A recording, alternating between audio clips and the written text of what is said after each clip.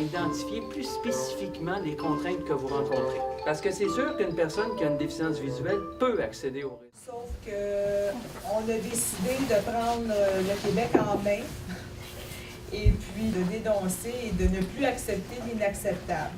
On est un organisme qui veut mettre un terme justement à la discrimination qui est faite à l'égard des personnes handicapées.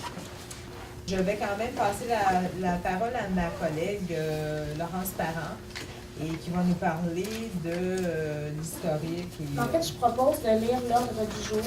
Oui. Parce que c'est peut-être pas tout le monde qui l'a vu. Je sais pas si vous m'entendez. On me dit souvent que je parle pas assez fort. Là. Fait que là, j'essaie de parler plus fort.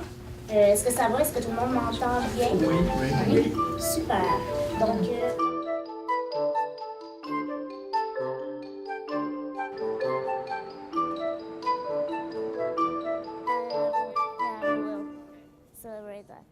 Two years ago, I was coming back from Toronto. I studied there for 2 years. And in this city, I was able to get around quite easily by buses and even by metro, with the subway there. And when I came back here, I was like, I need to do something because I'm not able to do the same thing in Montreal. The RAPLIC is a new organization. It was created in December 2009. So before that, I was on the board of administrators of RUTA. RUTA is le regroupement des usagers du transport adapté et accessible de l'île de Montréal. And then I heard about a new organization being more activist, have our rights respected and stuff like that. So I decided to join the RAPLIC. En faisant une action collective avec la Commission des droits de la personne, qu'on va réussir à faire changer les pratiques à la STN, parce qu'en 23 ans, j'ai jamais rien vu changer. Et je pense que c'est vraiment comme ça qu'on va finir par faire changer les choses. Alors, c'est tout ce que je voulais dire. I heard about the RAPLIC very vaguely in the last year. People started talking about them, and I'd never heard of them before. And then I brought them a project that I thought would be interesting for us to work on together. And recently they appointed me to their board of directors, so now I'm like a member of the family, if you will. I've been working in the disability community for the last 25 years, and I have never seen an organization that has this type of approach. Before I came to the community, there were a few more hardcore organizations. There was a movement back then in the mid 70s, late 70s. But after that, things kind of tapered off and people got comfortable. But I think RAPLIC is radical, but in a good way. I think that they're not afraid to push the envelope. They're not afraid to say, hey, this is a question of rights, and we shouldn't just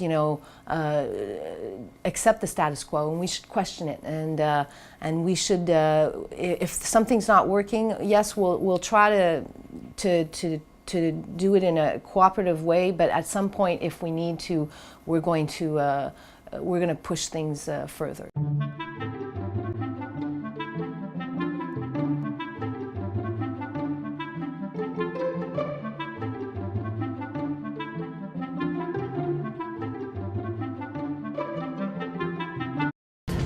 Access denied. A lot of us just feel like we are losing our youth. On that day, there was a conference with the STM president, Michel Labrec. It was a conference with Labrec and other transit society directors from France and other countries. And I said, oh, that should be interesting. I haven't heard of a demonstration for people with disabilities in Montreal in ages, so I thought, oh, that'll be fun. So the plan was that Linda, the president of RAPLIC, was to subscribe to that conference, and then at the same time, me and Laurence would go in the metro. We were trapped there, but it was not like physical, It was physical, but we didn't chain ourselves with anything. In the metro right now, you have to know that the only accessible stations are on the orange line. So we decided, me and Laurence, to go on the green line, get out at Place des Arts. We would get stuck because there is no other way to get out, so that was the plan. And at the same time, there were other people gathering to protest at the entrance of the Place des Arts metro stations.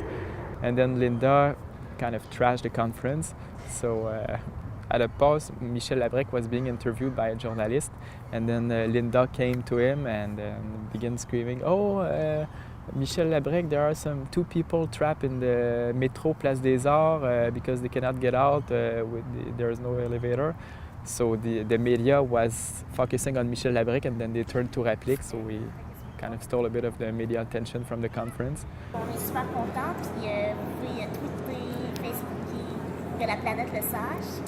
The STM security got there, the police, but the good thing is that nothing was illegal. We were only taking the metro, but we could not get out, so they couldn't accuse us of doing anything illegal, so that was nice. You can't expect all people with disabilities to say, "Oh, well, let them get a car." No, they have to use adaptive transportation, and it's hell. So it's important for them to have access to the metro and to regular buses, because it'll make them so much more free compared to what they're dealing with now, which is hell. Anyway, I can't say it enough. It's hell.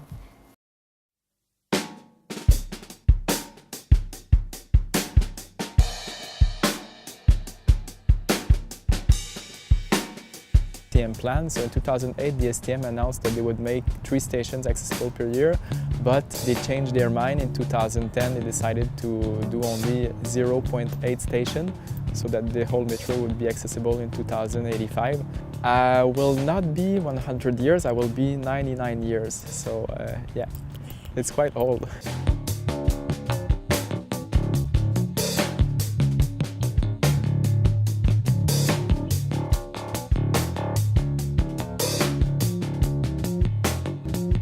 It's not acceptable, it's way too long. If we compare to the United States, it's a completely different story. If we look at Toronto, it's still a different story. I understand the economic constraints and all that, but there's no excuse for Montreal, who's like a major metropolis of Canada, to not have an accessible transit system for people with disabilities. Even if you have 3 more stations per year, it's kind of good, you know, it progresses. But if you have less than 1 station per year with no guarantees, STM in their last plan a few weeks ago made absolutely no guarantees. So if budgets change, then they can cancel their plans for elevators and it will be fine. It's pretty new for them to work on accessibility.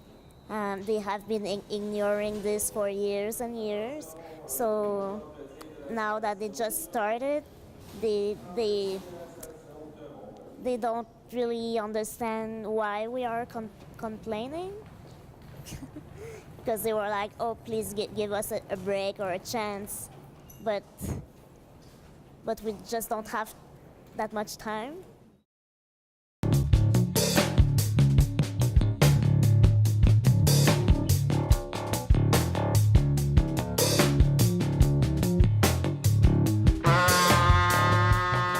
It seems weird, but a lot of people in the disability rights community don't really know what is legal, what is illegal, what is discrimination.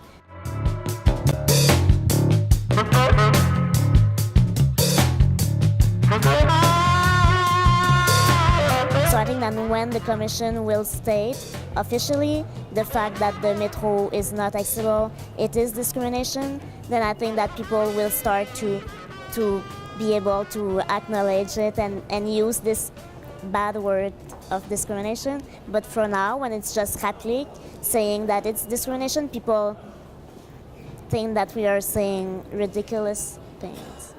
Each person is asking for $20,000, but part of that is going to Rapplique to cover their costs of working on all this. If we win for Montreal, we're going to be able to apply this to other cities around Montreal. Longueuil, Laval, Quebec, all the cities don't have an accessible transit right now.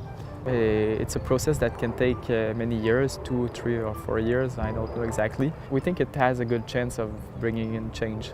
I'm hoping that people are going to wake up and say, "Oh, okay, people with disabilities are starting to get fed up and they are starting to use the tools that are there, and so we better get our act together." And I'm also hoping we're going to win.